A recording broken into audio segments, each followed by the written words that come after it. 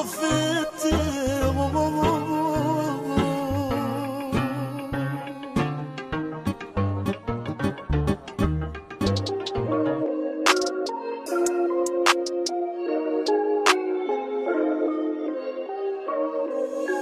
No, no, să știi că nu am plecat, no.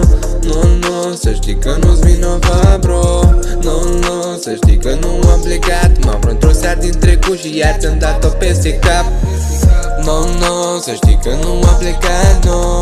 No, no, să știi că nu-ți vinovat, bro. No, no, să știi că nu am plecat. M-am întors iar din trecut și iar ți-am dat-o peste cap. Muzica mea te face să-ți iezi în minți că boxele mele sunt grele și fărbinți. Am insistat să scriu peste zi de zi. Acum am revenit și iar te-am băbuit. Ca mii de piese scrise în carantină, las-o pe curba ta să scot la o măslină. Să îi explic cum este viața de artist, cum stau zilnic în studio cu o foaie și cu un pix. Să știi că n-am plecat, m-am reîntors din nou. Să știi cât am lipsit, am stat prin studio.